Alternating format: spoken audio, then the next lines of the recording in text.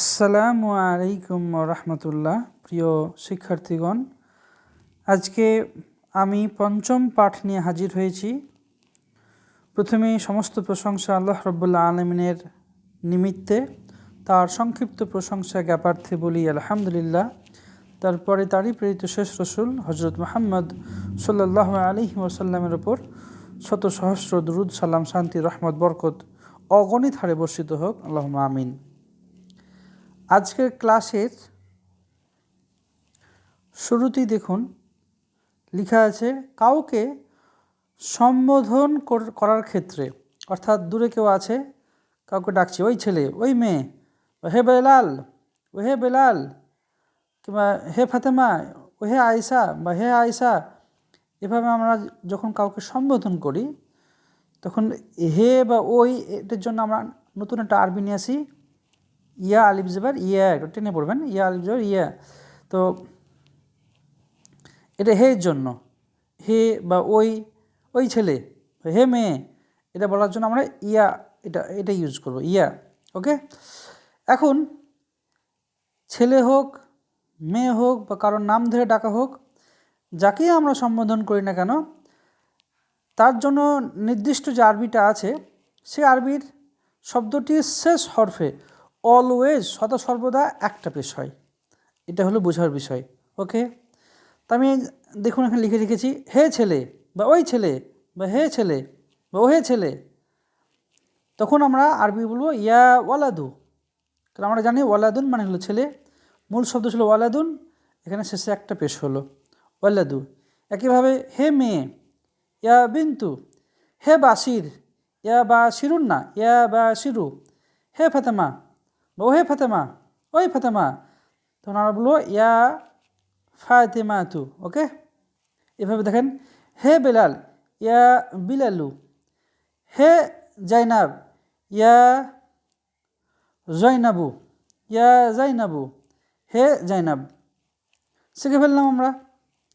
এবার আমরা শিখব কিছু প্রশ্নবাচক শব্দ। অ্যাকচুয়ালি এখানে আমরা কিছু ওয়ার্ড মিনিং শিখছি, যেগুলো দিয়ে আমরা অ্যারাবিকে প্রশ্নমূলক বাক্য তৈরি করি। যেমন কে, কে এর আরবি হলো মান। যদি বলা হয় কে তুমি, তুমি আরবি কী গো, আনতা। তাহলে আমরা আরবির ক্ষেত্রে বাংলাতে কী বলি, কে তুমি। আরবিটাও ঠিক ওভাবেই হয়, মান আনতা।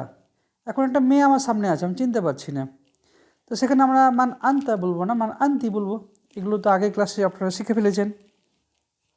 তো কে, কে এর আরবি হলো মান। একইভাবে কি, কি এর আরবি আছে দুইটা, একটা ছিল হাল আর একটা আছে মা। দেখেন কি বানানটা একটু খেয়াল করেন, বাংলায় একটা বাংলা দুইটা কি আছে, এটা কয়ে হস্যইকারে কি আর কয়ে দীর্ঘইকারে কি।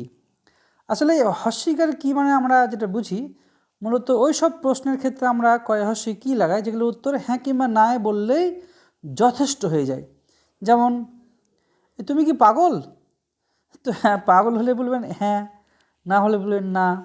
কিংবা বললাম এই তুমি কি বাসির, ও যদি সত্যি বাসির হয় উত্তর কী বলবে, হ্যাঁ কিংবা না। ওই তুমি কি বাসির, ওই কিটা হলো এই কি। ওকে, কিন্তু যদি বলি তোমার গ্রামের নাম কি, তখন এই কয় দীর্ঘই কি। তো যেসব প্রশ্নের উত্তর হ্যাঁ কিংবা নায়ে দেওয়া যায়, সেক্ষেত্রে আমরা আরবি নিয়ে আসি হাল, হাল মানে কি। আর যেগুলোর উত্তর দেওয়ার জন্য একটি শব্দ বা একটা সম্পূর্ণ বাক্য খরচ করতে হয়, সেক্ষেত্রে আমরা সেই কি এর জন্য আরবিতে ইউজ করবো মা।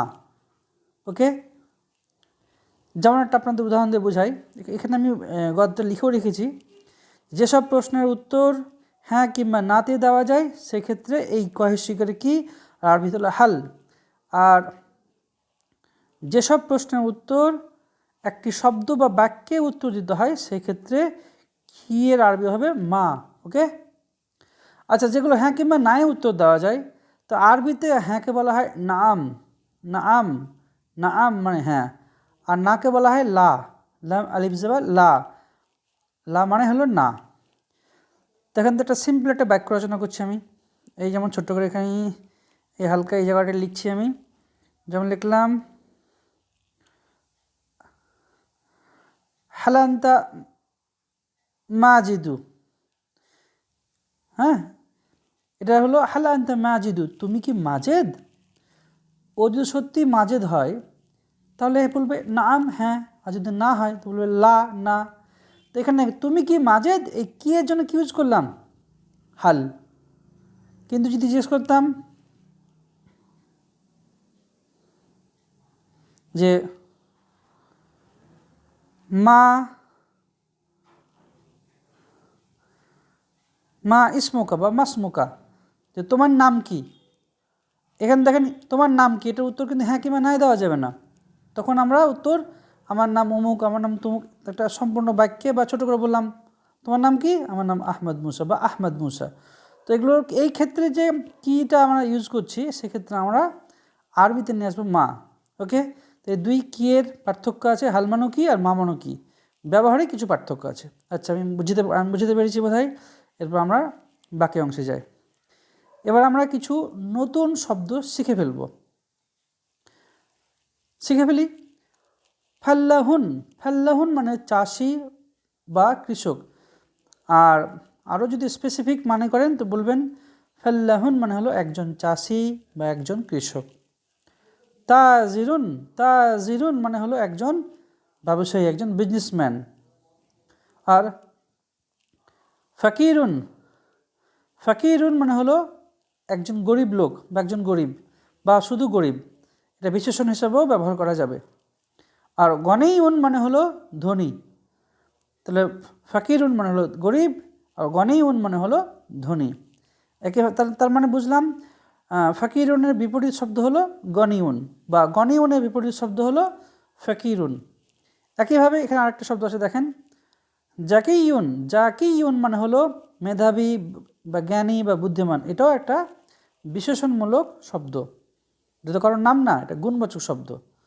আর গবিউন, গবিউন মানে বোকা, নির্বোধ বা জ্ঞানহীন মানুষ। তো জাকিউনের উল্টো বা বিপরীত হলো গবিউন। একইভাবে গবিউনের উল্টো বা বিপরীত হলো জাকিউন। ওকে, গবিউন মানে হলো বোকা বা নির্বোধ।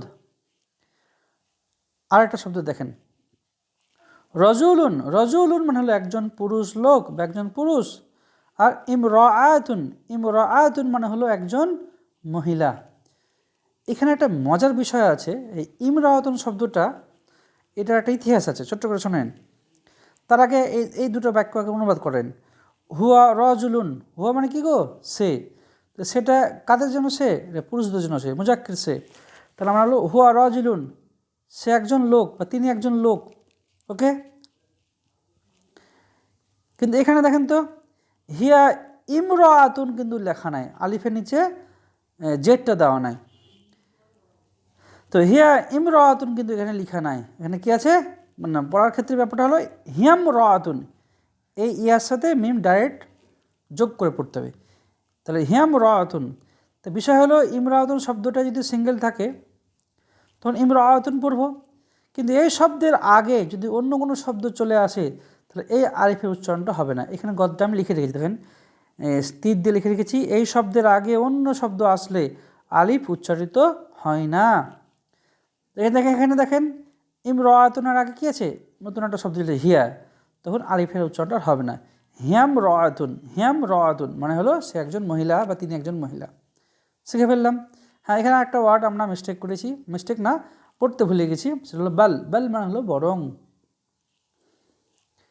ব্যাস, আজকের ক্লাসের মূল ফান্ডা শেষ হয়ে গেছে। এবার আমরা কিছু বাক্য পড়ব, সে বাক্যগুলো অনুবাদ করব। তো আমি পড়ছি এবং বাক্যগুলো কীভাবে গঠিত হচ্ছে সেদিকে খেয়াল করবেন। দেখেন, আরবিতে প্রশ্ন করার ক্ষেত্রে প্রথমেই প্রশ্নমূলক শব্দটা ইউজটা আগে করি। যেমন মান আনা, মান আনা আমি কে, এটা একটা প্রশ্ন, উত্তর দিচ্ছি এভাবে, আনা আহমদ মুসা, আমি আহমদ মুসা। মান আনতা, তুমি কে। তারপর হয়তো মনে পড়ে গেছে, হয়তো আমার কাউকে জিজ্ঞেস করলাম মান আনতা, তুমি কে, তারপর আমারই মনে পড়ে গেল, তখন আমি বলবো আনতা মাজিদুন, তুমি তো মাজেদ বা তুমি মাজেদ। দেখেন কীভাবে উত্তরটা হচ্ছে। কিন্তু এটা যদি কোনো মেয়ে ছেলেকে বলতাম মান আনতি, তুমি কে, আনতি বলতাম, তখন সে বলতো যে আনা খদিজাতু বা আনা জাইনাবু বা আনা ফারহানাতু, এভাবে উত্তরটা সে দিত। আচ্ছা, এখানে আর একটা বাক্য দেখেন, হাল। এ হাল মানে কয় হর্ষি কি, হ্যাঁ কি মানে উত্তরটা দিলে যথেষ্ট। তো হাল আনতা গবিউন, তুমি কি বোকা, তুমি কি নির্বোধ, তুমি কি জ্ঞানহীন। গবিউন মানে কি গো, জ্ঞানহীন। আর জাকিউন মানে খুব জ্ঞানী, মেধাবী, বিচক্ষণ, বুদ্ধিমান, এগুলো। হ্যাঁ, তো হাল আনতা গবিউন, তুমি কি বোকা, are you fool, are you mad. এটা আরবি হলো এটা অ্যাকচুয়ালি, হাল আনতা গবিউন। তো এটা উত্তর কেউ যদি আমাকে বলে বা আপনাকে বলে, তো আমরা সহজেই তো প্রথমে না বলে দেবো, নো। তো এই নো, এটা আরবি হলো লা। তো এতটুকু বলে যথেষ্ট ছিল যে তুমি কি বোকা, হালান তো গবিউন, তুমি কি বোকা। তো আমরা বলতাম লা, আপনি বলতেন লা, না।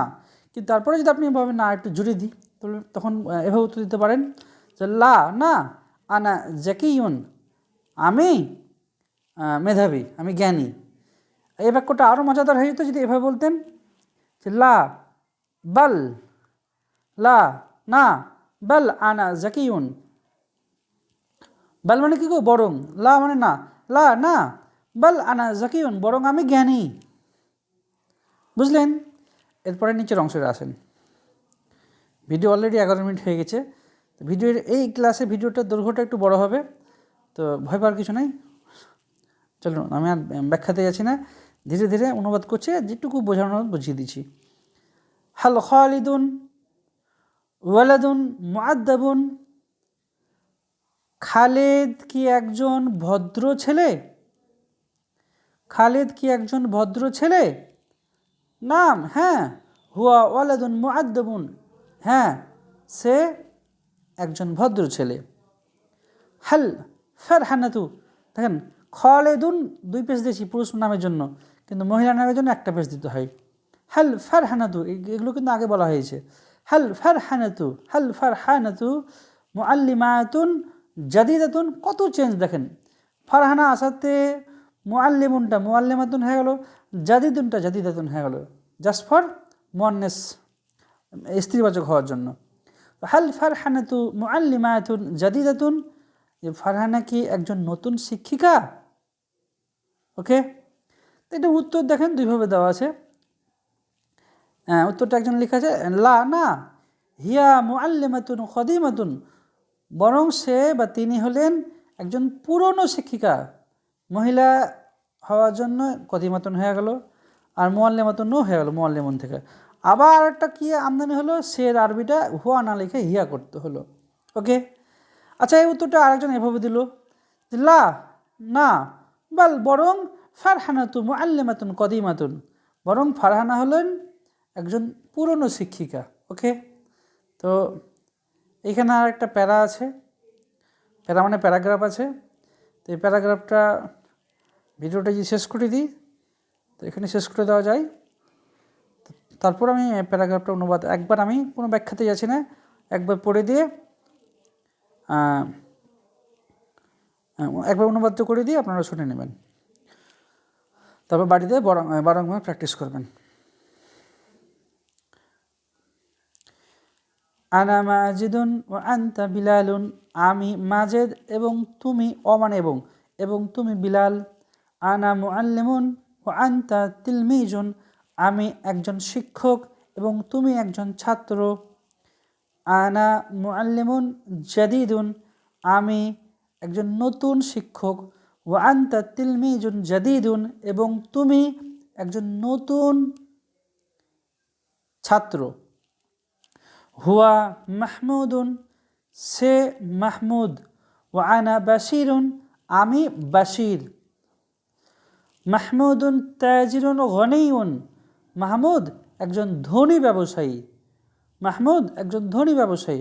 ও আনা ফাল্লাহুন ফকিরুন, এবং আমি একজন দরিদ্র চাষি, আমি একজন গরিব চাষি। হুয়া বিলালুন, সে বিলাল। ওয়া হিয়া জাইনাবু, এবং সে জাইনাব। সে বিলাল এবং সে জাইনাব। বিলালের জন্য হুয়া আর জয়নাবের জন্য হিয়া ইউজ হয়েছে। ওকে, বিলালুন তিলমিজুন জাকিউন, বিলাল একজন মেধাবী ছাত্র।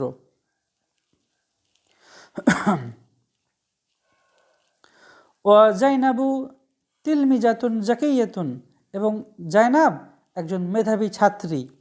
দেখেন আমি ব্যাকরণিক নিয়মগুলো আর বারংবার বললাম না, এগুলো আগেও অনেকবার বলা হয়েছে। আমি জাস্ট অনুবাদ করতে আপনাদের সহায়তা করছি। এগুলো অনুবাদ আপনারা নিজেরাই পারবেন, যদি আগের শব্দগুলো ভালোভাবে আত্মস্থ করেন নিজেরাই অনুবাদটা পেরে যাবেন। আর একটা বিষয় বারংবার খেয়াল করবেন যে বাক্যগুলো কীভাবে গঠিত হচ্ছে। প্রথমে যার ব্যাপারে বলছি সে সাবজেক্টটা নিয়ে আসছি, সে সাবজেক্টের ব্যাপারে একটা মডিফাইং নাউন নিয়ে আসছি, যে হ্যাঁ তার ওই বাসির বা রামু, গোপাল, জায়নাব যে হোক না কেন ওইটার আরবি নিয়ে আসি। তারপরে তার ব্যাপারে যে ব্যাপারটা আছে যে সে ভালো, সে ছাত্র কি মাস্টার কি এটা সেটা বলছি। তারপর তার সেইটার বিষয়টা গুণবাচক শব্দটা শেষে ইউজ করছি, এইটুকু একটু বিষয়টা খেয়াল রাখবেন। যেমন দেখেন জয়নাবের ব্যাপারে বললাম, জয়নাবটা আগে এলো। তারপরে সে জয়নাব কে বা কি, ওর মডিফাইং নাউনটা কী আছে এখানে আছে, তিলমিজাতুন ছাত্রী। কেমন ছাত্রী, এই গুণবাচক শব্দটা পরে ইউজ করছি। তো আপনারা এইভাবে একটু অভ্যস্ত করুন, অভ্যস্ত হন, ইনশাআল্লাহ বিষয়গুলো সহজ হবে। তো আবার অনুবাদটা করি। জয়নাব যেহেতু মহিলা নাম তাই জয়নাবুন বললাম না। তো ওয়া জাইনাবু তিলমিজাতুন জাকিয়াতুন, এবং জয়নাব একজন মেধাবী ছাত্রী। মাহমুদুন রজুলুন গনিউন, মাহমুদ একজন ধনী লোক। ও রাইহানাতু ও রাইহানাতুম রাআতুন ফাকিরাতুন ও রাইহানাতুম রাআতুন। দেখেন এই ইমরাআতুনের আগে একটা শব্দ এসেছে, আলিফের উচ্চারণটা গায়েব হয়ে গেছে। ও রাইহানাতুম রাআতুন ফাকিরাতুন, এবং রাইহানা হলো একজন গরিব মেয়ে বা দরিদ্র মেয়ে। হাল মাহমুদুন তাজিরুন, মাহমুদ কি একজন ব্যবসায়ী? নাম, হ্যাঁ, হুয়া তাজিরুন, সে একজন ব্যবসায়ী। হাল জাইনাবু হাল জাইনাবু তিলমিজাতুন গবিয়াতুন, হাল জাইনাবু তিলমিজাতুন গবিয়াতুন, জাইনাব কি একজন বোকা ছাত্রী? জাইনাব কি একজন বোকা ছাত্রী বা জ্ঞানহীন বা নির্বোধ ছাত্রী? উত্তর হলো লা, না, বল হিয়া তিলমিজাতুন জাকিয়াতুন জিদ্দান, বল বরং হিয়া সে তিলমিজাতুন ছাত্রী, কেমন, জাকিয়াতুন মেধাবী। আর এই জিদ্দান শব্দটা নতুন এখানে আমদানি করা হয়েছে। জিদ্দান মানে অতিরিক্ত, খুব। জিদ্দান মানে ভাববেন খুব, বরং সে হলো খুব মেধাবী ছাত্রী, বরং সে হলো খুব মেধাবী ছাত্রী। বল হিয়া তিলমিজাতুন জাকিয়াতুন। জাস্ট ক্লাস আজকে এখানেই ফিনিশ। আজকে ক্লাসটা হয়তো খুব গুছিয়ে বলতে পারলাম না, তো এখানেই ক্লাস শেষ করছি। ভিডিওটি দেখবেন, ইনশাআল্লাহ সহজ হবে। রব্বি জিদনি ইলমা। আসসালামু আলাইকুম ওয়া রাহমাতুল্লাহ।